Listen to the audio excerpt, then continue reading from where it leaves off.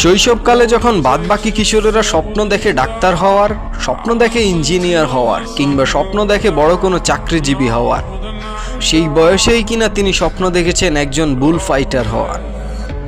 বুল fighting স্পেনের সাংস্কৃতিক ঐতিহ্যের অন্যতম একটি খেলা, যেখানে একজন ব্যক্তি লাল কাপড় হাতে উত্তেজিত ষাঁড়ের সাথে যুদ্ধ করে। ছেলের নিরাপত্তা ঝুঁকি আর মৃত্যু ভয়ের কথা মাথায় নিয়ে সেই পথ থেকেই ফিরিয়ে আনেন বাবা। হাতে তুলে দেন ফুটবল আর মস্তিষ্কে গেঁথে দেন নতুন স্বপ্ন। বাবার দেওয়া সেই স্বপ্ন আর ভাইয়ের প্রিয়রস প্রচেষ্টায় সেই ছোট্ট কিশোরটাই হয়ে যান বর্তমান জেনারেশনের সেরা ডিফেন্ডার ও আধুনিক ডিফেন্সের রূপকার সার্জিও রামোস। 30 মার্চ 1986 স্পেনের আন্দালুসিয়া সেভিয়া প্রদেশের কামাস নামক ছোট্ট একটা শহরে এই আধুনিক ডিফেন্সের রূপকারের জন্ম। ছোটবেলা থেকেই তিনি ছিলেন দক্ষ আর কঠোর পরিশ্রমী। তখন থেকেই ছিলেন শরীরের প্রতি যত্নশীল। 14 বছর বয়সেই বড় ভাই রেনে রামোস তাকে ভর্তি করে দেন সেভিয়া এফসির যুব একাডেমিতে। প্রথম দিকে রাইট ব্যাক পজিশনে খেললেও তার বিচক্ষণতা ও ডিফেন্সিভ কৌশল দেখে কোচ তাকে সেন্টার ব্যাক পজিশনে নিয়ে আসেন এবং সেখানে স্থায়ী করে গড়ে তোলেন।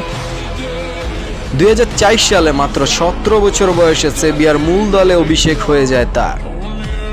এরপর থেকেই শুরু হয় রামোসের প্রফেশনাল ফুটবলের পথযাত্রা।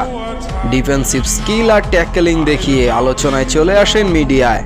মাত্র 18 বছর বয়সে স্পেনের ইতিহাসের সবচেয়ে কম বয়সী ডিফেন্ডার হিসেবে অভিষেক হয়ে যায় তার।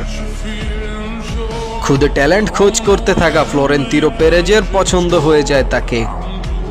27 মিলিয়ন ইউরোর বিনিময়ে মাত্র 19 বছর বয়সী এই ডিফেন্ডারকে মাদ্রিদে নিয়ে আসেন তিনি, অন্তর্ভুক্ত করেন গ্যালাকটিকো প্রজেক্টে। এর পরের অধ্যায়টা রামোসের জীবনের স্বর্ণযুগ। 2005 থেকে 2021 প্রায় এক যুগেরও বেশি সময় পার করে মাদ্রিদের ক্যারিয়ারে খেলেন 671টি ম্যাচ এবং অর্জন করেন 22টি মেজর ট্রফি। একজন সেন্টার ব্যাক হয়ে করেন 100টিরও বেশি গোল। 2019-20 মৌসুমে এক সিজনে 11টি গোল করে তাক লাগিয়ে দেন সবাইকে। রামোস মাদ্রিদের ইতিহাসের অন্যতম ক্যাপ্টেন। 2016, 17, 18 টানা 3 বার চ্যাম্পিয়ন্স লিগ জিতে রিয়াল মাদ্রিদ সার্জিও রামোসের নেতৃত্বে। অসাধারণ বিচক্ষণতা সম্পন্ন, দারুণ পেনাল্টি টেকা, সেট পিচ ও হেডারে এক কমপ্লিট ডিফেন্সিভ প্যাকেজ ছিল সার্জিও রামোস। তিনি গোল বানিয়ে দিতেন, তিনি গোল করতেন, তিনি গোল বাঁচানোর জন্য নিজের জীবন বাজি রাখতেন। তার চোখে ছিল বজ্র নির্ভীকতা, যা দিয়ে ধূলিসাৎ করে দিত প্রতিপক্ষের সাজানো আক্রমণ। যেভাবে স্বপ্ন দেখেছিলেন সেই কিশোর বেলায় ধূলিসাৎ করবে রাগান্বিত ষাঁড়টাকে।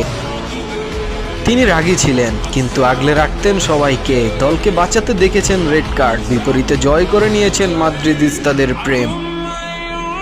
চিরপ্রতিদ্বন্দ্বী বার্সার বিপক্ষে হয়ে উঠতেন ঢাল তলোয়ার রূপে, নিঃশেষ করে দিত রাইভালদের।